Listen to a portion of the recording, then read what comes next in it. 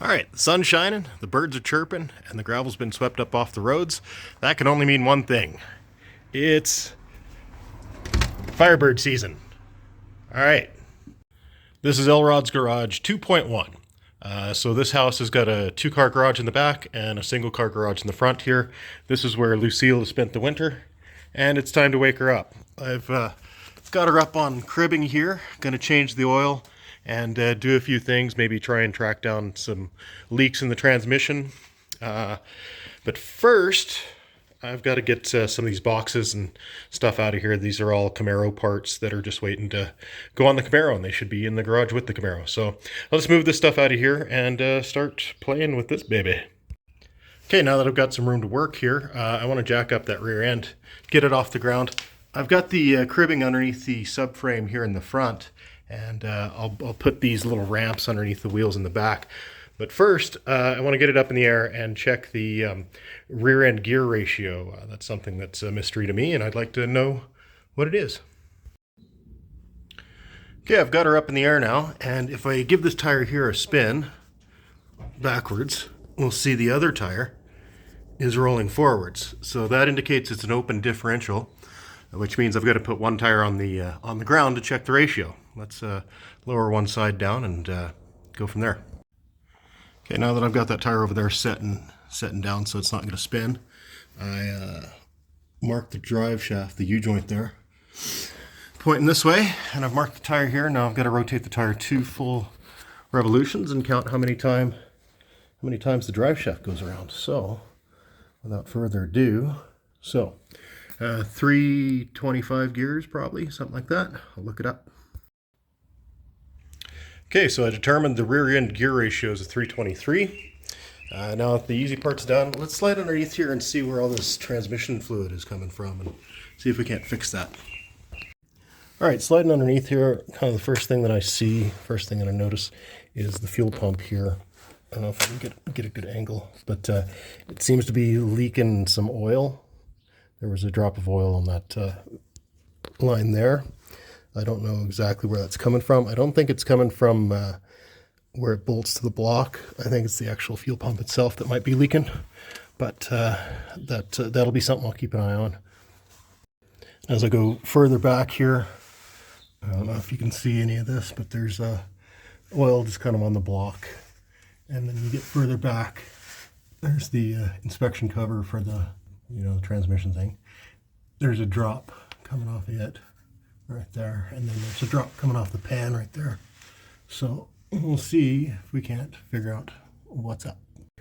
Okay, sliding underneath here, I pulled that inspection cover off there. Torque converter's dry, which is good. I thought maybe it had cracked or something. There is transmission fluid up here at the back of the engine, as well as over on here on the starter. I go back here, you can see, I don't know if you can see in there, maybe, but yeah, it's a bit wet there at the front of the transmission. Makes me wonder if maybe the front seal on that's gone or something. Leaking a little bit. Doesn't look like it's leaking a whole ton from there. It is quite wet back over here though, but then it's also around this oil filter here. Looks like there's been some leakage or something going on there. So I don't think there's a whole lot that I can do about it without, doing some serious work here. So I think I'm just going to fill it up, make sure she stays full, and run it. I'm thinking about swapping in a 4-speed manual this fall. So maybe I'll just run it and drive it this summer, and then manual swap it in the fall. We'll see. Okay, so I'm going to leave the transmission alone. I put the inspection cover back on there. I topped off the water. It was just a wee dab low. Connected the battery back up, and let's fire her up and see if she'll chooch. My buddy Rob's here. He's giving me a hand. So say hey, Rob. Hello. Right on. Yeah. So let's give it a quick go. Or you can narrate if you want. Give it a play-by-play. Just watch out, because if this thing...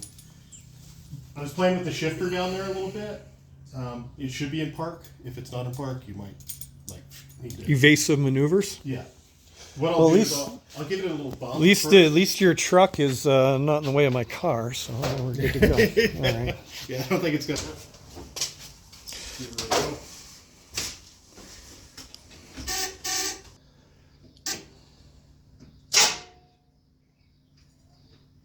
Battery's good. Yeah. Huh, okay. All right. I guess we're gonna throw the battery charger on it. For a Well, few we can do that. All right. Well, here we go. To be continued. It appears the battery's not dead. It's just not making contact. But we'll fix that. How are we fixing it? Okay, you can. Well, so I think whenever I connected the battery back up, yeah, I didn't really wiggle the terminals or clean them or anything like that. So it's probably just a little, gunky, maybe a little corroded, stuff like that. So we'll pull off the post, give them a quick clean, and see if that does the trick. To clean the terminals on the battery, we'll see if she cranks over. Round 2. Numero juice.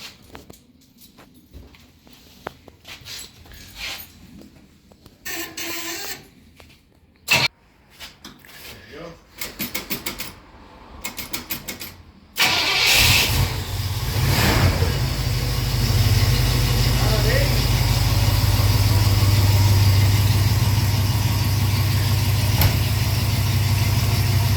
It's alive!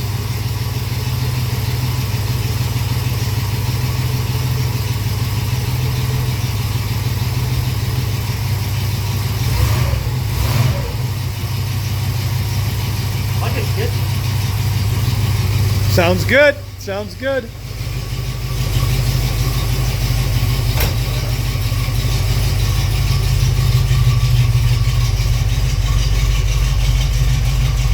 Try not to gas us out here.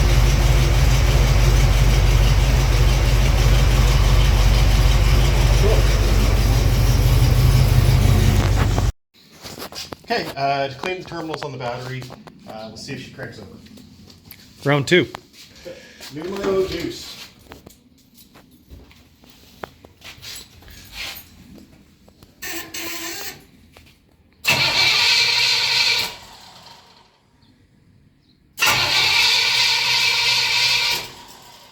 There we go. Let's try her for real this time. There you go. Actually, that was for real. That was for real. Yeah, Sounded pretty real. that's why she wanted to start.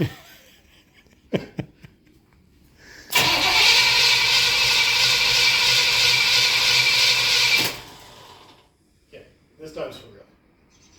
1, 2, 3, go. There we go.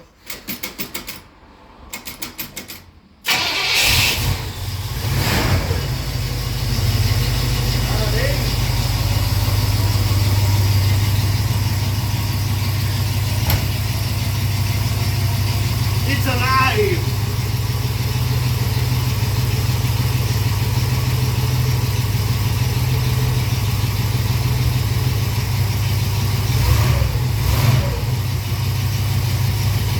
Like a kid. Sounds good. Sounds good.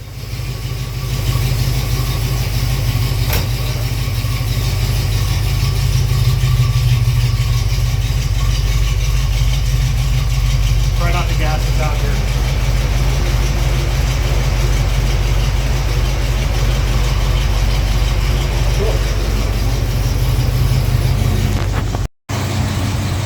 Okay, I'm going to let her run here for just a few minutes, warm up, get the oil flowing nice. Then I'll drop the oil out of it and give her a quick change. Okay, the oil that I'm going with is Castrol DTX high mileage 10W30, as well as a Napa Gold filter.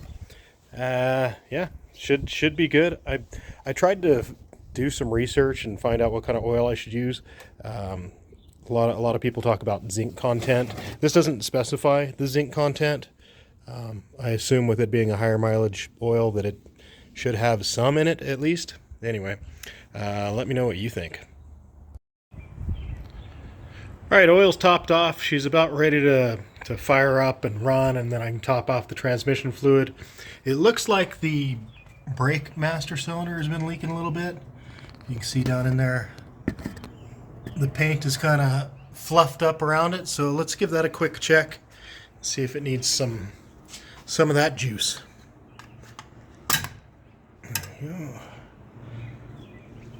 She looks to be pretty full.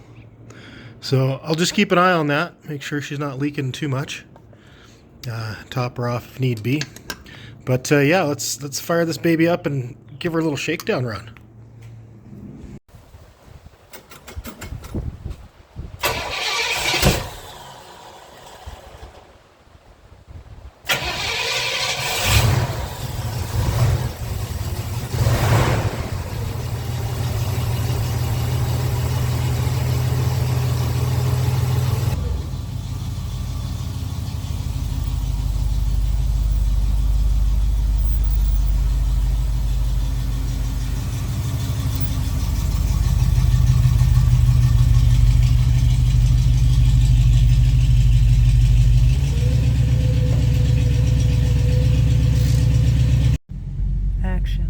Alright, we're taking Lucille here for a little shakedown run. She seems to be running pretty good. Temperature's about 200 degrees. Oil pressure's good. Volts are good. RPMs are good. She's all good. Alright, went for about a 20-minute shakedown run here, and she's running real good. I like it a lot. Now she just needs to be cleaned up. But I think I'll do that tomorrow. So let's get her cleaned up tomorrow. Alright, next day here. Got her out in the sun. She's pretty dirty. Got a lot of dirt on her from the winter. I need to get a car cover pulled in the garage. But yeah, just going to give her a quick wash. We'll be right back. Alright, got some of the dirt knocked off of her. Now let's take her off to Wild Wednesday, local car show here. Ain't that right, Eddie? You want to go? Yeah, let's go. Alright, just got back from Wild Wednesday there. It was pretty awesome. Car performed flawlessly. That was great. I've got her back home here with the little cardboard underneath her. We're going to see if she drips and how much she drips and where she drips from. I'm going to end this video right here, but that was a day in the life of Lucille. Thanks for watching.